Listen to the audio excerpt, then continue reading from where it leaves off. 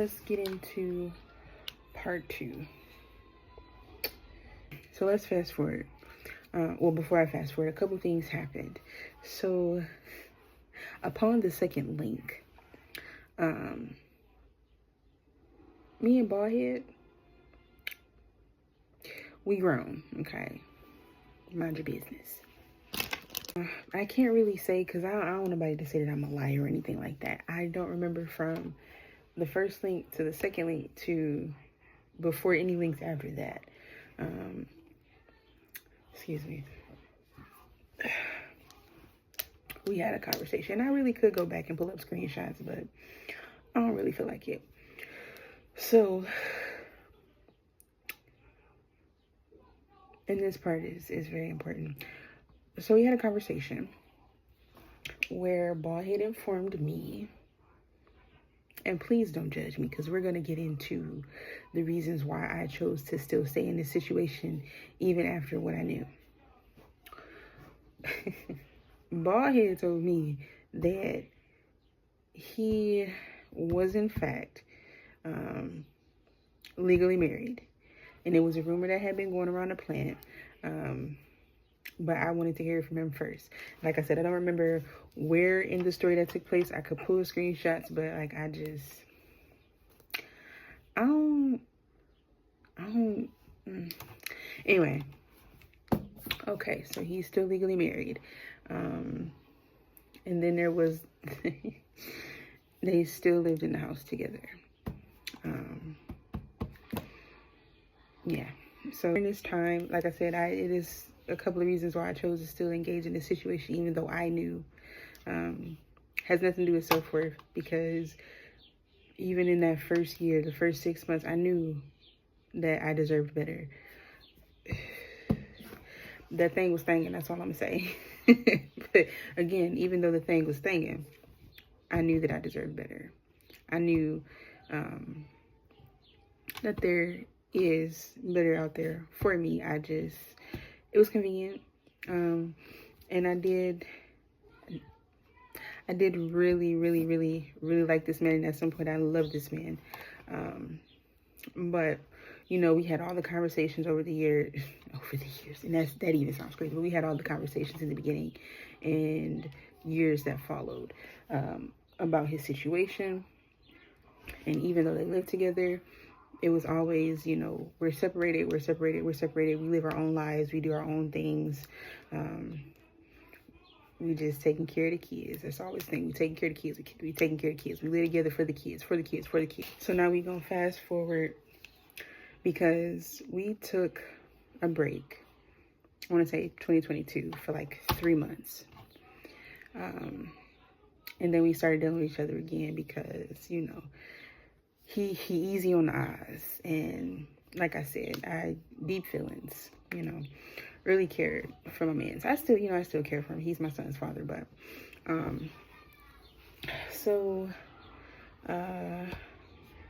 the end of, I think, 23, I started, like, you know, feeling like, I don't know if I, you know, really want to keep doing this, because, like, at that point, I think I was 29. I was getting ready to turn 30. I was like, you know, I don't want to keep doing this.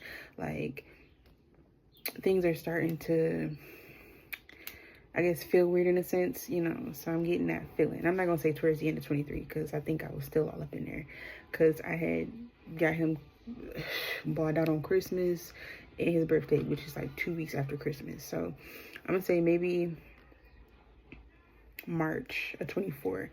I was just like, I don't know, like, I don't want to keep beating around the bush. Like, we not going nowhere. Like, nothing is changing. Everything is still the same. And yes, when I got pregnant, he was still in this house with this woman, still legally married.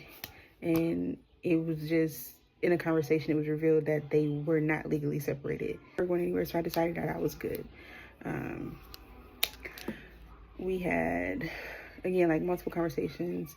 I think we had a pregnancy scare in March of 24, and that kind of was like a culture shock for the both of us. And it was kind of like, Like, do we really want to entertain, like, the idea of having a baby together? You know, even though, like, he was on and off, like, I want kids, I don't want no more kids, you know. And then I'm toxic and crazy. And then I was just kind of like, you know, on the fence about having kids. Like, I had stopped taking birth control. And obviously we were doing things that would not keep me from getting pregnant, but like I had medical stuff going on, so I thought I couldn't get pregnant. So as I heard, you know, risking it all, risking it to get the biscuit. So that pregnancy scare, like I had symptoms. I was nauseous, like same thing I felt when I, you know, was pregnant with my son. All the symptoms were there. So I possibly could have been pregnant, you know what I'm saying? But by the time I went to the doctor to check, there was no baby. And I don't think I did a ultrasound to see if there was anything in there. So we ain't see nothing. I do want to note that during this time, over these years, sorry, I always told him if I got pregnant, I would never tell him. I would not tell him. I would not say anything. And that's how I felt, because I was scared. Not scared of him, but just, you know, scared of the situation that could come about, because everything on his end wasn't taken care of yet. So I always told him I wouldn't tell him, right? Quit my job, move somewhere where you can't find me, cut all communication, and just go on by my business. So I got pregnant, I want to say like around April. Before we even get there, the week before I got pregnant, I told this man that I was done with him. I said, listen, bald head, I'm over it. I don't want to deal with you no more. It's not going nowhere, you know. And then, of course, he chimed in, you know, we both want different things right now. I'm not looking for a relationship, even though we've been doing this for years. So I got pregnant the week after we had that conversation.